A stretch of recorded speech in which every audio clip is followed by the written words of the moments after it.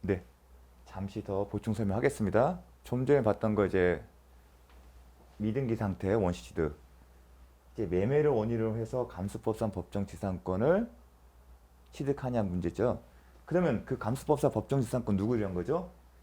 매도를 위한 감수법상 법정지상권인 거죠. 지금 이 건물 소유는 누구죠? 갑이니까요. 이런 경우에 이 매도인인 갑이 이 건물을 소유를 한 감수법상 매도인이 건물 소유를 위한 간수법상 법정지상권이 인정될 수 있느냐가 포인트입니다. 좀 낯설죠? 참 매각했는데 지금 지점은 이겁니다. 매매로 해서 어차피 감수법상 법정지상권은 매매를 지금 원인으로 하는 거겠죠.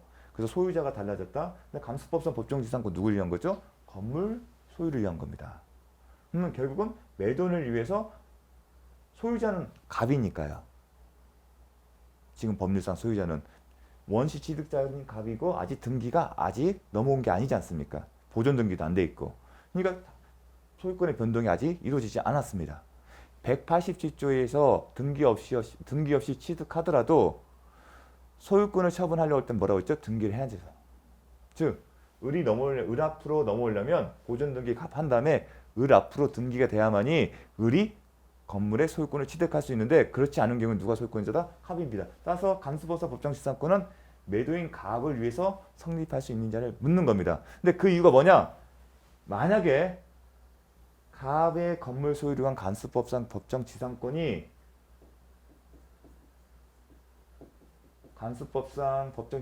생긴다고 가정을 한다면 을에 대해서 저당권이 설정이 돼서 실행되어서 뭔가 달라진 경우에도 이 경우에도 갑은 계속적으로 법정지상권 취득합니다. 왜냐? 저당권의 효력에 의해서 385조에 의해서 좀 전에는 1번 봤을 때 저당권 설정 당시에 소유자가 아니기 때문에 법정지상권 성립이 안 된다고 했죠. 하지만 이 논리를 따르게 되면 358조에서 그런 가능성이 있기 때문에 주장을 한 겁니다. 366조 법정지상권이 받아들여지지 않기 때문에 이러한 것은 생기지 않을까 하고 추가적으로 방안을 찾았는데 그 방안도 받아들이지 않은 겁니다. 그래서 매도인을 위한 간수법상 법정지상권이 성립된지 여부를 살펴본 거예요. 왜냐하면 매도인은 간수법상 법정지상권 실익이 없잖아요. 팔았잖아요.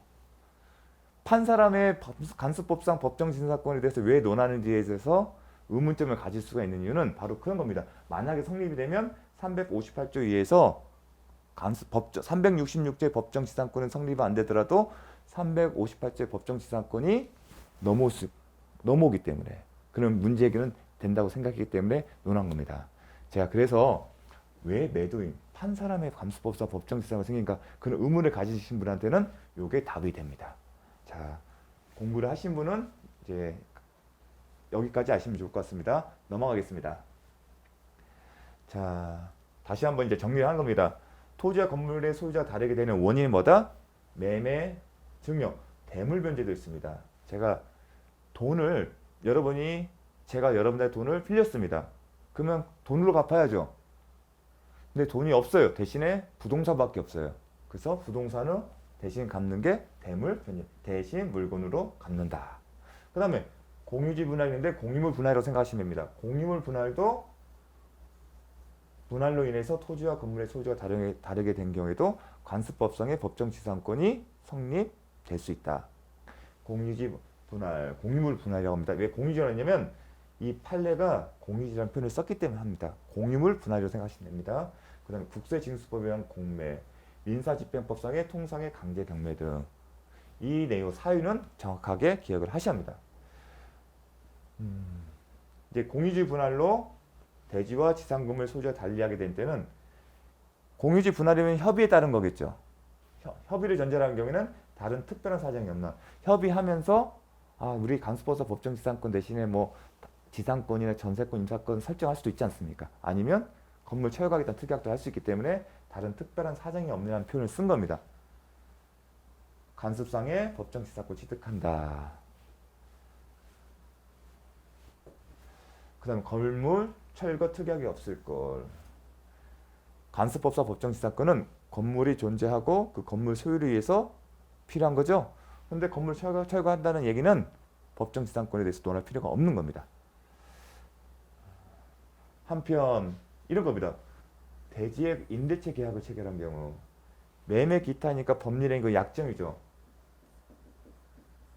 뭐 계약이라고 읽어도 됩니다. 계약을 체결하면서 계약서의 내용을 쓸 때 야, 건물하고 토지 소유가 달라지잖아. 그러면 이 건물에 의해서 토지에 관한 임대차 계약을 체결하자. 그 얘기를 한 거예요. 그럼 약정이 우선된다는 겁니다. 약정 우선한 얘기는 간수법상의 법정지상을 포기한 것을 본다는 겁니다. 약정이 우선이 하는 거고 그 의미는 이런 약정이 없어도 간수법상의 법정지상권이 활용할 수 있는데 그걸 포기한 걸로 보는 겁니다. 아, 나이가 있는데 그냥 임대차 계약을 하겠다. 임대차 계약을 체결하게 되면 보증금도 있고 월세도 책정할 수 있겠죠. 그럼 조건이 달라지겠죠. 그런 실익이 있기 때문에요. 이 표현도 아셨으면 좋겠습니다.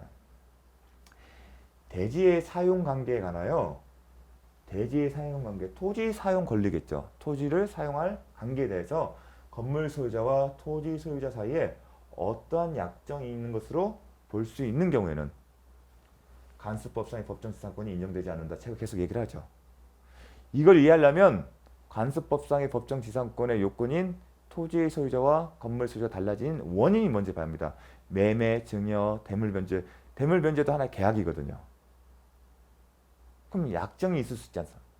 그럼 약정을 우선시하기 때문에 그럼 약정이 따른다는 것은 간수법상 법정지상권이 포기하거나 인정되지 않는다는 겁니다. 그런 의미로 읽으시면 되는 겁니다. 더더욱 간수법상 법정지상권에서는 더더욱 인정을 안 하려는 경향에 비추면 이런 해석이 당연히 나올 수밖에 없어요. 약정을 우선시해야죠. 그런 관념이 있는 겁니다. 약정이 있는데 굳이 간수법상 법정지상권 의문에 약정이 우선이다. 그렇게 이해를 하시면 되겠습니다. 자, 을 소유 토지 위에 을의 승낙을 얻어 신축한 병 소유 건물을 갑이 매수한 경우 관수법상 법정지상권은 인정되지 않는다. 자, 볼게요. 을 소유 토지에 을의 승낙을 얻어 병의 건물을 병이 을 소유 토지에 병 소유 건물이 있어요. 근데 갑이 매수했다는 겁니다. 그러면 을에서 갑이 되는 거죠. 그렇죠? 그러면 간수법상 법정지상권 요건에 뭐가 있습니까? 동일한 소유자가 소유였다가 매매로 달라져야죠. 그런데 처음부터 을과 병 동일한 소유자가 아니었네요. 그렇죠. 그렇기 때문에 관수법상 법정지상권이 인정되지 않습니다. 을 병이었다가 을 갑으로 바뀐 거잖아요. 그러면 달라지기 전에 같아야겠죠. 동일한 소유자였다가 바뀌어야죠. 아니잖아요. 그러니까 간수법상 법정지상권이 성립이 안 돼요. 그런데 뭐가 눈에 띄죠? 을의 승낙을 얻어서 이 부분 있죠. 나대지의 건물을 제3자가 지었는데 누군가의 승낙을 받았거나 아니면 저당권자로부터 법정지상권이 용인되는 것을 전제로 해서 건물이 있는 경우에도 될 수 있다 안 됐다? 안 됐죠. 나대지 저당권 설정 당시에 건물이 존재하지 않았기 때문에 그게 포인트였죠. 마찬가지로 을의 승낙은 공시가 되지 않기 때문에 이 경우에는 고려하지 마십시오. 단지 을 소유, 병 소유 동일한 소유가 아니었기 때문에 설사 달라졌다 하더라도 간수법상 법정지상권은 성립하지 않는다. 그렇게 파악을 하시면 되겠습니다. 이거는 한정입니다. 이거는 승낙을 받았다 그런 거 고려 표시. 항상 그래서 그림을 그리시면 을일 거 형이네. 출발점부터 딱 뭔가 틀리잖아요. 아까 나대지는 어떻습니까? 나대지 토지에 갑소유였는데 이 상태에서 저당권이 설정됐죠.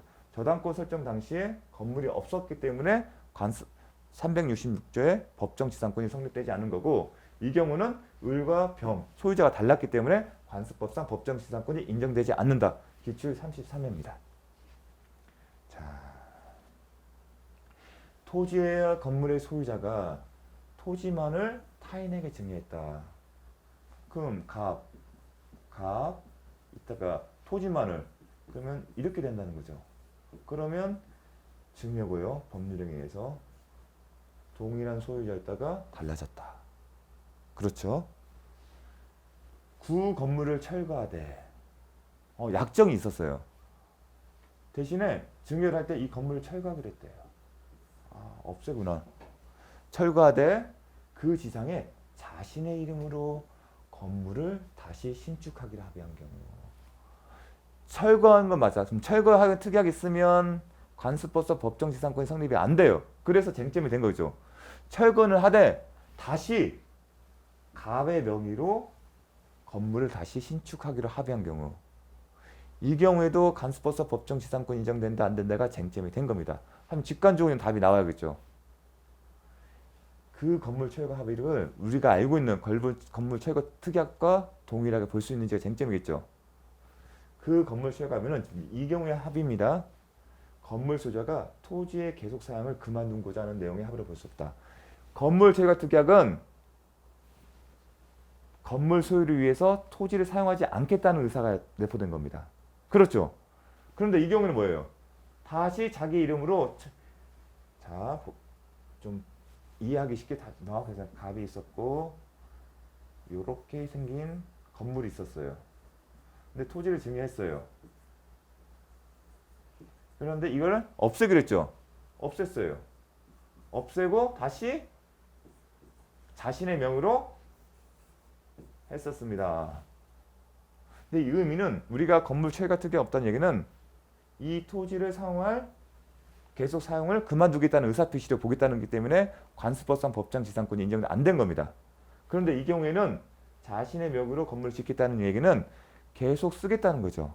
따라서 타지의 계속 사용을 그만두기로 내용으로 건물 소유자가 토지의 계속 사용을 그만두고자 하는 내용의 합의로 볼 수가 없기 때문에 건물 철거 특약이 없는 경우에 해당되는 거죠. 그렇다면 관습상의 법정지상권이 발생을 배제하는 효력이 인정되지 않는다. 즉 관습상의 법정지상권이 발생한다는 얘기죠. 건물 철거 특약이 있으면 관습법상의 법정지상권이 인정 안 됩니다. 그 이유가 뭐다? 건물 철거 특약이란 더 이상 계속하여 토지를 계속 사용할 의사가 없다는 건데 이 사안의 경우는 신축해서 갖겠다는 거니까 토지를 더 이상 사용하지 않겠다는 의사가 아니라는 겁니다. 따라서 관습상의 법정지상권이 생길 수 있다는 겁니다. 아시겠죠? 그 건물 철거 특약의 해석과 관련해서 네, 관습법상 법정지상권을 취득하면 등기 문제가 있습니다. 근데 등기 문제 살펴봤죠. 366조 법정지상권의 경우 동일한 내용입니다.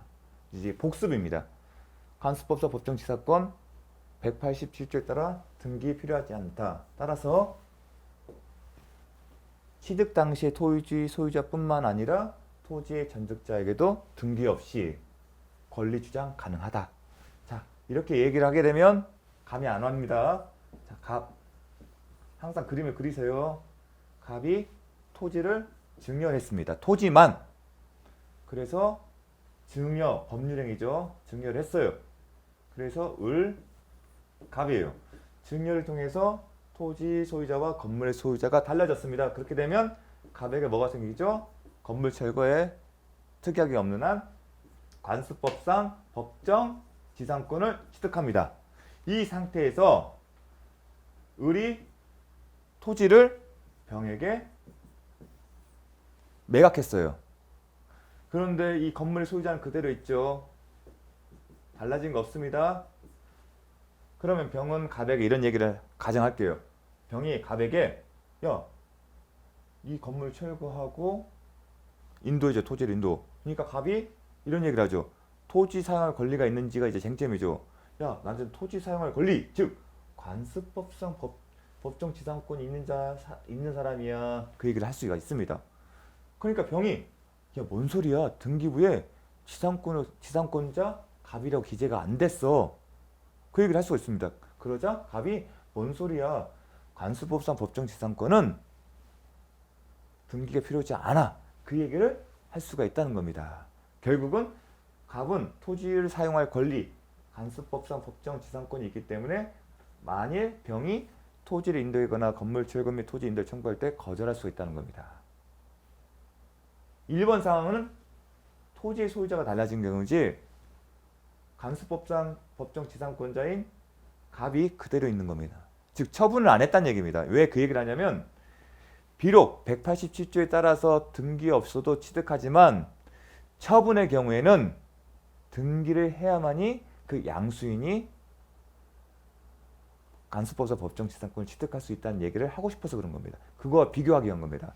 2번이 그런 상황이죠. 자, 1번은 다른 상황입니다. 토지의 소유자가 변경되는 겁니다. 이 주소를 알아야만이 1번과 2번의 기출 지문을 앞으로도 정확하게 정답을 맞출 수가 있습니다. 이 경우는 자 이렇게 됐어요. 근데 이 상태에서 을이 아니라 갑이 한 거죠. 토지 소유자는 그대로 있는데 갑이 건물의 소유권을 넘기는 겁니다. 그래서 누구한테? 병한테. 그러면 이 갑이 갖고 있는 간수법상 법정지상권은 이동을 하는지가 중요하겠죠. 그걸 묻는 겁니다. 이제 두 번째는 제3자에게 법정지상권을 처분하려면 자, 처분하란다. 근데 처분하려면 이 의미는 이렇게 이해하셔야죠. 갑이 병에게 건물을 매각한다는 얘기는 저 같은 제가 만약 그 계약에 참가한다면 건물뿐만 아니라 이 건물 소유를 위한 법정지상권도 매각의 대상에 포함된 거죠. 그럼 그 의미는 간수법상 법정지상권을 처분한다는 겁니다. 그런데 매매계약서상에 그러한 내용이 없다 하더라도 당사자 의사에 그렇게 본다는 거죠. 그래서 제3자의 법정지상권을 처분하려면 어느 경우나 해당될 겁니다. 계약서에 기재가 돼 있든 안 돼 있든. 뭘 해야 한다? 갑이 을 소유 부동산에 대해서 먼저 등기부상에 지상권을 등기한 다음에 그 지상권을 병에게 넘겨야 합니다. 소유권뿐만 아니라. 그 얘기를 하는 겁니다. 단서에 의해서 먼저 등기를 해야 한다. 건물을 양도한 경우 법정 지상권 이전 등기가 없으면 그러한 권리는 병에게 넘어가지 않고 누구한테? 양도인에게 계속 남아있다. 따라서 이 상태에서 등기가 없으면 병은 간수법상 법정지상권을 등기가 없었기 때문에 주장을 못한다는 겁니다. 아시겠죠? 다만 제3자가 경매에 의해서 법정지상권이 붙은 것만 경매받는 것. 어떤 경우냐면 자 방금 전에는 갑과 병 사이의 매매계약 같은 법률행위를 통해서 양도가 이루어졌습니다. 이 경우는 뭐냐면 갑이 이 상태에서 법정지상 취득한 이후에 갑이 저당권을 설정한 거예요. 그리고 이 저당권의 실행으로 건물 소유자가 달라진 경우는 그 경우는 어떻게 된다? 358조를 기억하셔야죠. 358조 법정지상권이 붙은 건물을 경락받은 경우에는 등기 없이도 취득할 수 있다가 차이점입니다. 즉 이렇게 병의 소유자가 바뀌는 원인이 매매 등과 같은 법률 행위를 통해서 양도된 건지 아니면 저당권의 실행에 따라 바뀐 것이지 등기 여부가 달라진다는 겁니다. 양도 법률 행위 경우는 등기가 있어야 하고 저당권 실행일 때는 358조에 기초해서 별도의 등기가 없이도 취득한다는 것. 차이점. 반복 학습입니다. 이제 여기까지만 하겠습니다. 중복되는 부분이니까 중요합니다. 자, 이 얘기는 뭐냐면 앞에 얘기입니다. 다 배웠던 겁니다. 이거 좀 빼겠습니다. 법정지상권을 취득한 건물 소유자가 법정지상권의 설정을 듣기를 함이 없이 건물을 양도한 경우, 즉 건물을 계속 하네요. 이게 지상권하고 자 갑이 자신이 건물을 병에게 넘겨준 경우 그 경우입니다. 양도입니다. 법률행위, 매매, 증여와 같은 법률행위를 통해서 양도한 경우에는 어떻게 한다? 간수법상 법정지상권도 넘기는 걸 해석하는 거죠. 제가 변호사라면 어떻게 한다고 했죠? 건물도 넘기고 건물 소유에 필요한 간수법상 법정지상권에 대해서도 넘겨준다, 매각한다는 내용을 쓸 겁니다. 근데 설사 계약서에 그런 내용이 없다 하더라도 당사자 의사 해석상 관습법상 법정지상권을 포함하여 넘기는 것으로 해석합니다. 그 의미입니다. 특별한 사정이 없는 한. 즉 당사자 사이가 야 관습법상 법정지상권 못 넘겨줘. 그런 경우입니다. 특별한 사정이 없는 한 건물과 함께 지상권도 양도하기로 하는 채권자 계약이 있는 것으로 본다는 겁니다. 이 채권자 계약은 결국 매매 계약입니다. 예컨대 예를 들면 계약이니까 매매 계약. 뭐 매매든 뭐 증여든 그렇게 볼 수가 있습니다. 중요한 것은 계약이라는 겁니다. 결국은 당사자 의사의 해석상 적어도 이러한 내용으로 해석할 수 있다는 겁니다. 비록 길게 명문을 쓰지 않더라도 그렇게 되면 어떻게 되죠? 남아있는 거죠. 등기가 안 했기 때문에. 그러면 갑은 을을 상대로 해서 뭘 갖고 있죠? 지상권을 설정해 달라는 거. 그러면 을이 협조를 해주면 먼저 갑으로 지상권이 등기가 된 다음에 그 다음에 누구한테 넘긴다? 병에게 넘기면 되는 겁니다. 근데 스스로 갑이 협조를 하면 이렇게 하면 되지만 갑이 협조를 하지 않으면 어떻게 한다? 병이 갑을 대신해서 을아 갑 앞으로 지상권을 설정해줘. 그 얘기를 할 수 있죠. 그런 다음에 갑으로 옮겨 놓은 다음에 병 앞으로 옮기는 방법 대의 행사 그 얘기를 하는 겁니다. 건물 양도인 갑을 대의하여 양수인은 간물 영선 병이었습니다. 토지 소유자 을에 대하여 최초의 법정지상권자의 법정지상권 설정 듣기 절차 이행을 청구할 수 있다. 이것도 함께 암기를 하셔야 합니다. 그런 다음에 반면에 대지 소유자가 요 내용을 좀 지우겠습니다. 이렇게 건물 양수인을 상대로 소유권에 기하여 자 미등기 상태예요.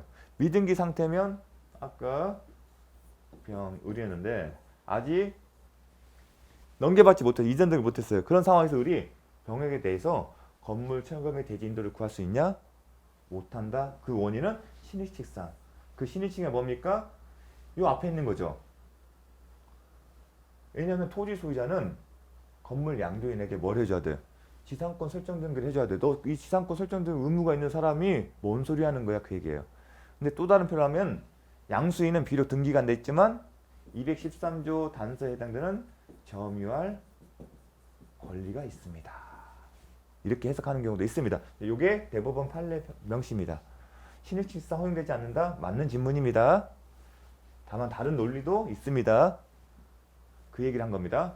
네, 한번 판례. 자, 기출 29인데요. 어떤 내용이냐면 우리 앞서 배운 내용입니다. 법정지상권이 붙은 건물의 양수인은 법정지상권에 대한 등기를 하지 않았다 하더라도 토지 소유자에 대한 관계에서 적법하게 토지를 점유 사용하고 있는 자라 할 것이다. 방금 전에 신의칙상 허용되지 않는다. 기억나시죠? 제가 근데 뭐라고 했죠? 213조 단서에 해당된다. 점유 사용 권한이 있다. 그 얘기를 표현한 겁니다. 한편 지금 미등기 상태 이거는 어떤 상황인지를 이해하셔야 합니다. 이 내용들을 그대로 읽으려면 이해가 안 돼요. 그래서 제가 하는 방식대로 계속 그림을 그리십시오. 훈련이 되셔야 합니다. 토지만 넘겼다. 그러면 법정 간수법상 법정 지상권이 생겼다. 이 경우입니다. 그런데 이 상황에서 건물 소유자인 갑이 병에게 매각을 했다. 근데 아직 간수법상 법정 지상권에 대해서는 등기를 하지 않았다. 등기를 하지 않았기 때문에 병 앞으로 이전 등기도 안 된 상태입니다. 그런 상태라는 겁니다. 건물을 양도한 자라고 하더라도 건물을 양도한 자 누가 있습니까? 갑이 지상갱신 청구권이 있고 즉 지상권 갱신 청구권 누구한테 있는 게 원칙입니까? 지상권을 갖고 있는 사람인 거예요. 비록 갑이 이 얘기는 이겁니다. 병에게 건물을 넘겨줬고 그리고 양도니까 그 안에는 건물뿐만 아니라 간수법상 법정 지상권도 넘겨주고 하는 계약이 채권적 계약이 있습니다. 그러한 계약이 있다 하더라도 지상권 갱신청구는 누구한테 있다? 갑에게 있다. 이렇게 해석하는 겁니다. 아직 등기를 넘겨받친 병에게 넘어간 게 아니라 간수법상 법정 지상권은 갑에게 있으므로 법정 지상권자인 갑이 지상권 갱신 청구권이 있고 대신에 건물의 양수인 병은 필요의 경우에 필요하다면 이 갑이 을에 대해서 행사할 수 있는 갱신 청구권을 대의 행사할 수 있습니다. 여기 또 나왔습니다. 대의 행사할 수 있다. 이 표현들은 지금 낯설기 때문에 계속 읽으면서 그림을 그리면서 이해를 하셔야 합니다. 그래야 나중에 비슷한 문제가 나와도 맞춥니다.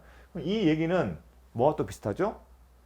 갑은 을에 대해서 간수법상 법정 지상권을 취득한 이후에 갑은 을에 대해서 지상권을 설정해달라는 얘기를 할 수 있죠.